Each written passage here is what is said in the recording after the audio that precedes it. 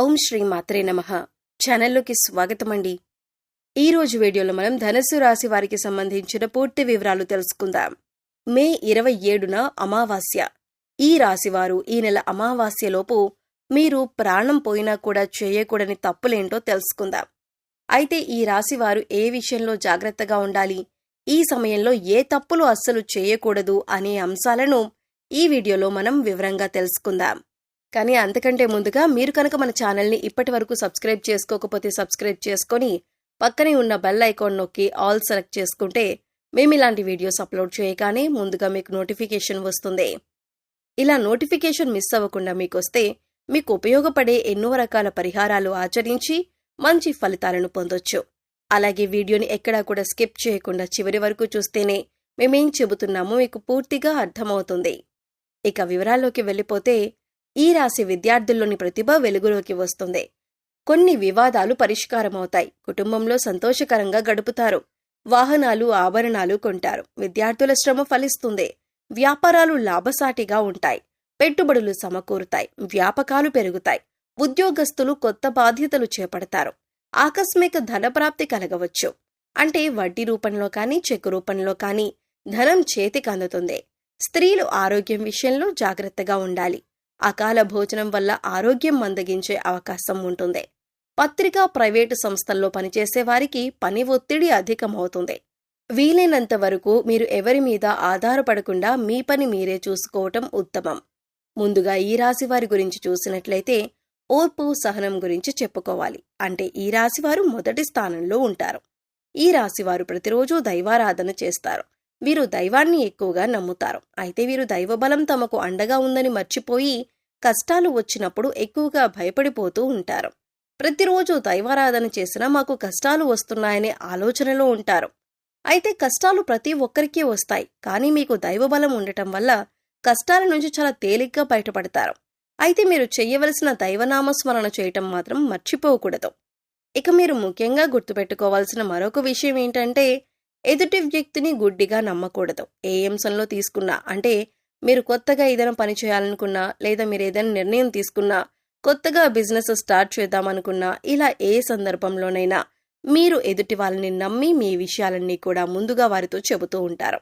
ఇలా చేయటం వల్ల మీరు అనేక రకాల చిక్కులను కూడా కొని తెచ్చుకున్నవారవుతారు. కాబట్టి ఏదైనా పని పూర్తయిన తర్వాత మాత్రమే ఎదుటి వారితో చెప్పండి. ఇలా చేసినట్లయితే కనుక మీరు ప్రతి పనిలో కూడా విజయం సాధిస్తారు. అలాగే ముఖ్యంగా ఈ రాశివారు తమను తాము నమ్మాలి. అంటే మీ పైన మీకు విశ్వాసం అనేది పెరగాలి. ఇలా చేయటం వల్ల మీలో కాన్ఫిడెన్స్ పెరుగుతుంది. అప్పుడు నేను ఏ పనైనా చేయగలను అనే ధైర్యం మీకు వస్తుంది. ఎందుకంటే కొన్ని సందర్భాల్లో ఈ రాశివారు నేను చేస్తున్న పని అవుతుందో లేదో అనే ఆలోచనలో ఉంటారు. ఇక ఇటువంటి ఆలోచన వల్ల మీరు చేసే పనుల్లో తడబాటు ఏర్పడుతుంది. తప్పులు చేసేందుకు ఎక్కువ అవకాశాలు ఉంటాయి. అందుకోసం ఇటువంటి ఆలోచన మీకు అవసరం లేదు. ఎందుకంటే మీరు దైవారాధన చేస్తారు. దైవబలం మీకు అండగా ఉంటుంది. కాబట్టి మీపై మీరు నమ్మకాన్ని పెంచుకోండి. ఈ రాశి వారికి ప్రస్తుతం అనుకూలమైన రోజులుగా చెప్పుకోవచ్చు. మీరు ఏ పని చేపట్టినా కూడా విజయవంతంగా పూర్తి చేస్తారు. అయితే మీరు కొన్ని పనులను చేయకుండా ఉండటం వల్ల ఈ ఫలితాలు మరింత అనుకూలంగా మారి మీకు సత్ఫలితాలను తీసుకువస్తాయి.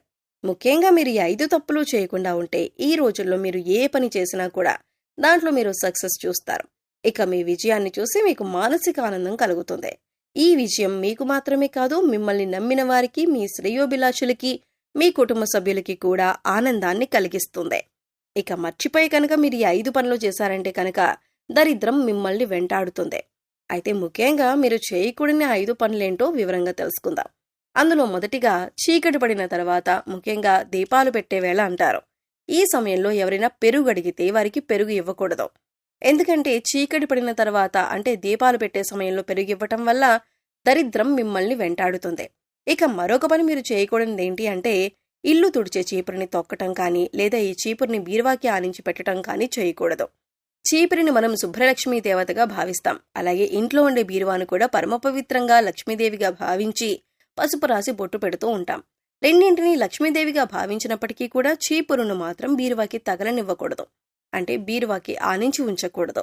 కొంతమందిని చూసుకున్నట్లయితే చీపురిని బీరువా పక్కన పెడుతూ ఉంటారు. ఇది చాలా తప్పు. ఇలా చేయటం వల్ల కష్టాలను ఎదుర్కోవలసి వస్తుంది. ఇక మరొక పని మీరు చేయకూడని పని ఏంటంటే మీ వల్ల ఏ ఆడవారు కూడా కన్నీళ్లు పెట్టకుండా చూసుకోవాలి. అది మీకు తెలిసిన వారైనా, కుటుంబ సభ్యులైనా లేదా ఇతర ఏ స్త్రీలైనా సరే, మీ వల్ల స్త్రీలు కంటతడి పెట్టకుండా చూసుకోండి. మీ వల్ల స్త్రీలు ఏడ్చినా, బాధపడినా మీరు కష్టాలు కొని తెచ్చుకున్నవారవుతారు. ఇక ఇంట్లో కానీ లేదా మీ పరిసర ప్రాంతాల్లో కానీ నల్లచీమలు కనిపించటం అనేది శుభసూచకం. ఇలా గుంపులు గుంపులుగా నల్లచీమలు కనిపించినప్పుడు మీరు వాటిని తొక్కటం కానీ లేదా వాటిని తోసేయటం కానీ హింసించటం కానీ చేసినట్లయితే మీరు కష్టాల్లో పడతారు. మీరు చేసే ప్రతి పని కూడా పూర్తవ్వక ఇబ్బంది పడతారు. అంతేకాదు దీనివల్ల మీకు దరిద్రం కూడా వెంటాడుతుంది. ఇక ముఖ్యంగా చివరిగా మీరు చేయకూడని మరొక పని ఏంటంటే ఇంట్లో కూర్చుని గోళ్లు కత్తిరించకూడదు. అలాగే ఆ గోళ్లు ఇంట్లో ఎక్కడంటే అక్కడ పడేయకూడదు.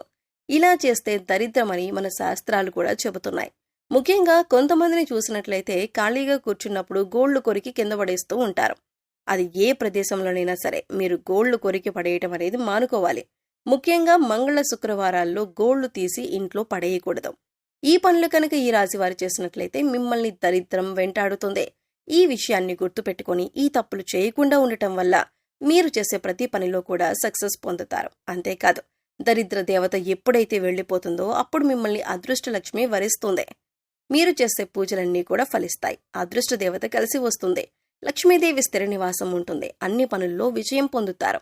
ఇక ఈ సమయంలో అదృష్టం కలిసి రావాలన్నా, మరిన్ని సత్ఫలితాలను పొందాలన్నా మీరు చేసుకోవలసిన దేవతారాధన అలాగే పాటించవలసిన పరిహారాల గురించి తెలుసుకుందాం. మంగళవారం రోజు ఆంజనేయ స్వామి ఆలయానికి వెళ్లి ఆలయ ప్రాంగణంలో హనుమాన్ చాలీసాను పఠించటం వల్ల మంచి ఫలితాలను పొందుతారు. శుక్రవారం రోజు అమ్మవారి ఆలయానికి వెళ్లి అమ్మవారికి చీర, గాజులు, పువ్వులు సమర్పించటం వలన మీరు అనుకున్న పనులను దిగ్విజయంగా పూర్తి చేయగలుగుతారు. శనివారం రోజు వెంకటేశ్వర స్వామి ఆలయానికి వెళ్లి స్వామివారికి తులసిమాలను సమర్పించి తులసీ దళాలు వేసి నైవేద్యాన్ని సమర్పించటం వలన అనుకూలమైన ఫలితాలను పొందుతారు. గురువారం రోజు సాయిబాబా ఆలయంలో శనగలను ప్రసాదంగా పంచిపెట్టడం వలన గురుగ్రహం యొక్క అనుకూలతను పొందుతారు. తెల్ల జిల్లేడు వేర్లతో చేసిన శ్వేతార్క గణపతిని పూజించటం వలన మంచి ఫలితాలను పొందుతారు. తెల్లటి వస్త్రంలో బియ్యం, పసుపు రంగు వస్త్రంలో శనగపప్పు, నీలం రంగు వస్త్రంలో తెల్లటి కాగితంపై మీ మనసులో ఉన్న కోరిక రాయాలి. ఈ మూడింటిని కలిపి తెల్ల జిల్లేడు చెట్టుకి ముడుపుగా కట్టడం వలన మీ కోరిక నెరవేరుతుంది. నవగ్రహాలను పూజించి వాటికి అభిషేకం చేయడం వలన మంచి ఫలితాలను పొందుతారు. ఇలా వీలు కానట్లయితే మహాశివునికి అభిషేకం చేసి ధాన్యాన్ని గోవులకు పెట్టడం వలన మంచి ఫలితాలను పొందుతారు. అనుకున్న కోరికలన్నీ నెరవేరుతాయి. సో చూశారు కదండి. ఈ నెల 27న అమావాస్యలోపు ధనస్సు రాశివారు ప్రాణం పోయినా కూడా చేయకూడని తప్పులేంటి, తీసుకోవలసిన జాగ్రత్తలేంటి అనే అంశాలతో పాటుగా ఈ సమయంలో మీరు చేసుకోవలసిన దేవతారాధన అలాగే పాటించవలసిన పరిహారాల గురించి ఈ వీడియోలో మనం వివరంగా తెలుసుకున్నాం కదా. ఈ వీడియో మీకు నచ్చినట్లయితే లైక్ చేయండి. మీ ఫ్రెండ్స్ అండ్ ఫ్యామిలీ మెంబర్స్లో ధనుస్సు రాశి వారు ఎవరైనా ఉంటే వారితో ఈ వీడియోని షేర్ చేసుకోండి. అలాగే ఇప్పటివరకు మన ఛానల్ని కనుక సబ్స్క్రైబ్ చేసుకోకపోతే సబ్స్క్రైబ్ చేసుకుని పక్కనే ఉన్న బెల్ ఐకాన్ నొక్కి ఆల్ సెలెక్ట్ చేసుకుంటే మేము ఇలాంటి ముఖ్యమైన విషయాలు తెలియజేసినప్పుడు మీకు నోటిఫికేషన్గా వస్తుంది. మరో చక్కటి వీడియోతో మళ్ళీ కలుద్దామండి. ఓం శ్రీమాత్రే నమః.